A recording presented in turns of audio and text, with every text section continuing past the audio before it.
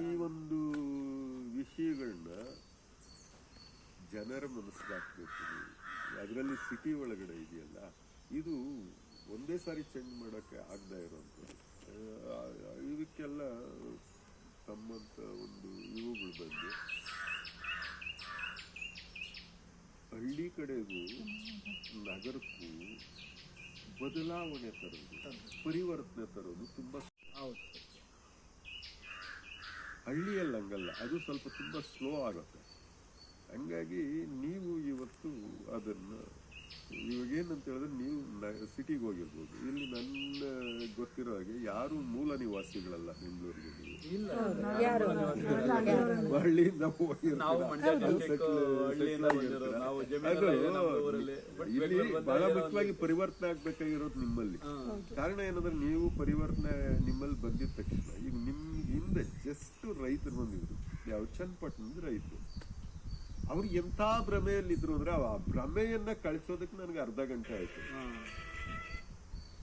ಪಾಪ ಅವ್ರಿಗೆ ಹಾಕ್ಬಿಟ್ಟಿರ್ತಾರೆ ತಲೆಗೆ ಆ ವಿಷದ ಬೀಜಗಳನ್ನ ಬಿಟ್ಬಿಟ್ಟಿರ್ತಾರೆ. ಅದನ್ನ ವಿಷ ರಿಮೂವ್ ಮಾಡೋದಿದೆಯಲ್ಲ, ಅದು ದೊಡ್ಡ ಕೆಲಸ. ಹೌದು, ವಿಷ ಬೇಗ ಹೋಗುತ್ತೆ, ಅದು ಇಳಿಸೋದಿದೆಯಲ್ಲ ದೊಡ್ಡ ಕೆಲಸ. ಹಾಗಾಗಿ ಮತ್ತೆ ತಗೊಳ್ಳಿ.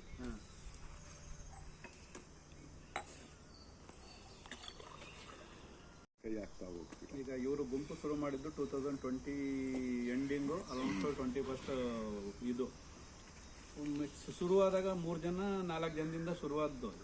ಇವತ್ತು 1.5 2 ಲಕ್ಷ ಜನ ಸದಸ್ಯರಿದ್ದಾರೆ. ಮಧ್ಯಕ್ಕೆ ಬಿಟ್ಟೋಗೋರು ಇರ್ತಾರೆ, ಅದು ಕಾಮನ್ ರೀ. ಈಗ ಒಂದು ಬದಲಾವಣೆಗಳು ಅಂತ ಹೇಳಿದಾಗ ಅದು ಈ ಬಹಳ ಚೆನ್ನಾಗಿ ನೆನ್ಪಿಟ್ಕೊಳ್ಳಿ. ಇನ್ನೂ ಒಂದು ನೆನ್ಪಿಟ್ಕೊಳ್ಳಿ, ನಾನು 2 ಹೇಳಿದ್ದೀನಿ ನಿಮಗೆ.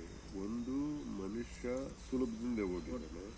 ಇನ್ನೊಂದು, ಶ್ರಮ ಬೆಳೆದೆ ಹಣ ಬೇಕು.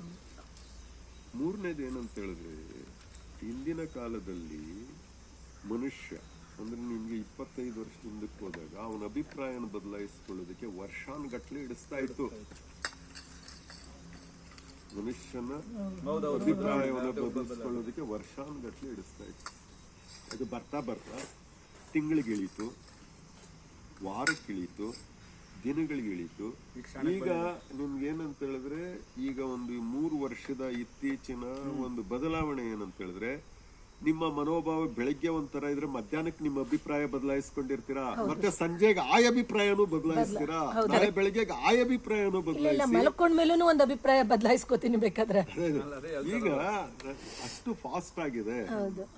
ಇಲ್ಲಿ ಏನಂತ ಹೇಳಿದ್ರೆ, ಈ ವಿದ್ಯಮಾನ ಇದೆಯಲ್ಲ, ಇದು ಬಹಳ ಚೆನ್ನಾಗಿ ನೀವು ಇಲ್ಲಿ ಅರ್ಥ ಮಾಡ್ಕೋಬೇಕಾಗಿರೋದನ್ನ ಮಾತ್ರ ನಾನು ಹೇಳ್ತೇನೆ. ಈ ವಿದ್ಯಮಾನ ಇದೆಯಲ್ಲ, ಈ ಫಾಸ್ಟ್ಗೆ ನಿಮ್ಮ ಮೆದುಳುಗಳು ಹೊಂದ್ಕೊಳ್ತಾ ಇಲ್ಲ. ಮರೆವು ಶುರುವಾಗಿದೆ, ಅದಕ್ಕೆ ಮರೆವು ಶುರುವಾಗಿದೆ. ಯಾಕೆಂದ್ರೆ ನಿಮ್ ಜೀನಲ್ಲಿ ಇದು 10 ಸಹಸ್ರಾರು ವರ್ಷಗಳಿಂದ ಅಭಿಪ್ರಾಯನ ಬಲ್ಸ್ಕೊಂಡು ಅಭಿಪ್ರಾಯದ ಮೇಲೆ ಜೀವನ ಕಟ್ಕೊಳ್ಳೋ ಅಂತ ವಿಧಾನ ಇದೆಯಲ್ಲ, ಇದು ನಮ್ಮಲ್ಲಿ ಇದ್ದಿದ್ದ ವಿಧಾನ. ಈಗ ನಾನು ಹೇಳಿದ್ನಲ್ಲ, ಈ ಅಭಿಪ್ರಾಯಗಳಿಟ್ಕೊಂಡಾಗ ಅದು ಎಷ್ಟು ನೆನಪಲ್ಲಿ ಇಟ್ಕೊಳ್ಳುತ್ತೆ.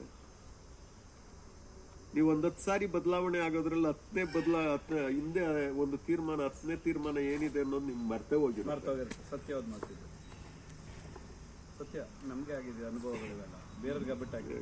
ಈಗ ಇದನ್ನ ಬದಲಿಸ್ಕೊಂಡು ಆ ಬೇಸ್ ಬೇಕು. ನಿಮ್ಮ ಅಭಿಪ್ರಾಯಗಳಿಗೆ ಒಂದು ಬೇಸ್ ಬೇಕು. ನಿಮ್ಮ ಅಭಿಪ್ರಾಯ ಏನಿದೆ, ಅಟ್ಲೀಸ್ಟ್ ಒಂದು ಅಭಿಪ್ರಾಯ ನೀವು ತಾಳದ್ಮೇಲೆ ಅದು 1 ವರ್ಷದ ತನಕ ಆದ್ರೂ ಅಭಿಪ್ರಾಯನ ಸಾಧಕ ಬಾಧಕಗಳನ್ನು ನೀವು ವಿಮರ್ಶೆ ಮಾಡಿ ಅದ್ರ ಮೇಲೆ ಹೋಗ್ಬೇಕಾಗತ್ತೆ. ಹಲೋ, ಇರೋದಿಲ್ಲ ಇನ್ನೊಬ್ಬರ ಮೇಲೆ ಅವರ ಅಭಿಪ್ರಾಯಗಳನ್ನ ಕೇಳ್ತಾ ಹೋಗ್ತಾರೆ. ಅದಕ್ಕಾಗಿ ಅಯ್ಯಪ್ಪ ದೊಡ್ಡ ಮನುಷ್ಯ ಆಗಿದೆ.